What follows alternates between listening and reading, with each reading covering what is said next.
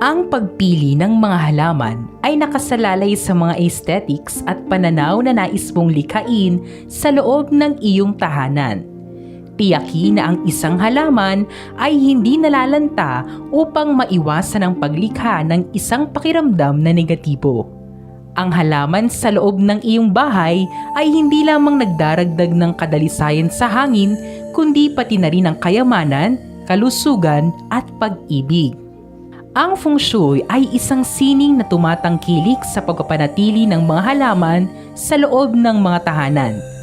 Narito ang 7 halaman na dapat meron ka ngayong 2021 na makatutulong sa iyo na gumawa ng isang balanse ng ekolohiya habang dinadala ka ng isang mapagbigay na kapalaran. Number 1, Palmera. Ang una sa ating listahan ay ang palmera. Ito ay tinuturing na maswerteng indoor plant kapakbet. Ang mga palms ay mahusay upang lumikha ng mga divider dahil sa kanilang manipis na laki. Nagbibigay sila ng natural na apela dahil sa kanilang simoy at tropikal na pakiramdam.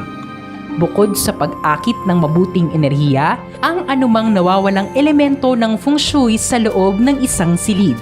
Mahusay din sila sa pag-aalis ng mga nakakasamang elemento ng alikabok mula sa iyong carpet.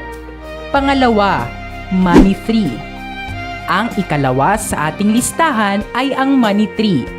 Ang money tree ay isang halaman na karaniwang ginagamit sa feng shui at pinaniniwalaang nagdadala ng swerte at nakakaakit na kayamanan. Ang money tree ay madalas na tinitirintas upang makapasok ng swerte. Ang isa ay kailangang magkaroon ng 3 hanggang 5 mga tinirintas na halaman. Pinapayuhan na iwasan ang ika-4 na tangkay o stalks nito. Bilang karagdagan dito, ang mga dahon ay dapat mayroong 5 o higit pang mga daliri upang mas lalong maging maswerte. Pangatlo, money plant. Ang ikatlo sa ating listahan ay ang money plant.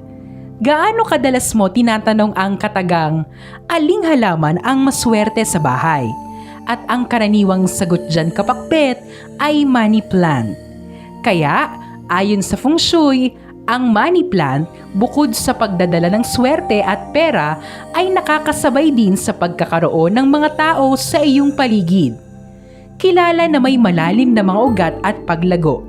Ang halaman na ito ay nagdadala ng positibong enerhiya. Ang money plant ay may makinis at bilog na mga dahon na clustered na ayon sa feng shui ay isang magandang tanda ng swerte. Pang-4, lucky bamboo. Ang ika-4 sa ating listahan ay ang lucky bamboo. Ang lucky bamboo ay nagdudulot ng pagkakaisa sa loob ng 5 susi ng mga elemento ng feng shui: fire, earth, wood, water at metal. Tiyaking kapakbet na meron kang lucky bamboo para sa iyong tahanan. Ang pag-aayos ng halamang ito ay nagpapahiwatig din ng kapayapaan, kapalaran, kalusugan, pag-ibig at swerte. Mainam na ilagay ang halamang ito sa silangan at timog silangan para sa sektor ng pamilya at yaman. Ito ay hindi masyadong nangangailangan ng masusing pangangalaga. Mahusay para sa mga taong walang green thumb. Pang-5, snake plant. Ang ika-5 sa ating listahan ay ang snake plant.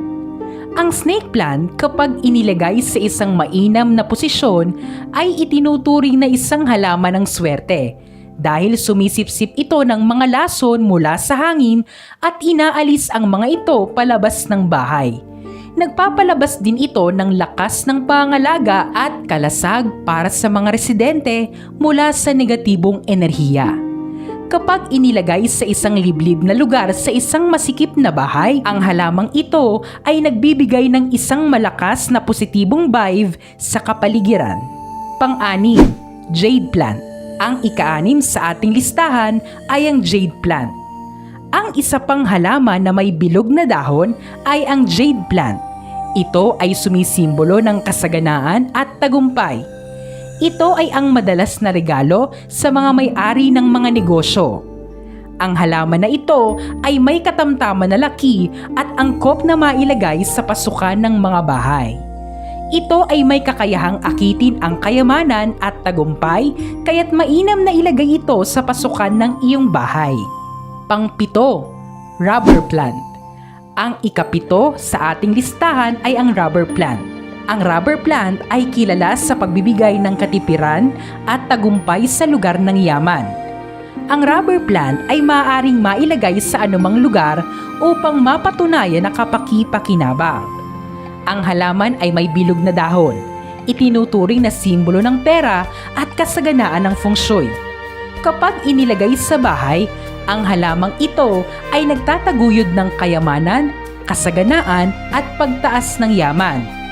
Ayon sa feng shui, ang anumang tropical plants ay nakakatulong sa pag-alis ng mga lason mula sa hangin at sa gayong paraan ay nagpapasigla ng pagiging positibo, masagana at mapayapa. Ikaw kapakbet, sa 7 aking nabanggit, ilan ang meron ka? I-comment mo na yan sa ibaba. Ang mga interpretasyong ito ay pawang gabay lamang. Nasa sa atin pa rin ang desisyon at tayo pa rin mismo ang may hawak ng ating kapalaran. Huwag po nating kalimutang magdasal at manalig sa may kapal. Hinding-hindi niya po tayo pababayaan. Huwag kalimutang mag-subscribe, i-like at i-share ang videong ito sa inyong kapamilya at kaibigan. Maraming salamat sa panonood, mga kapakbet.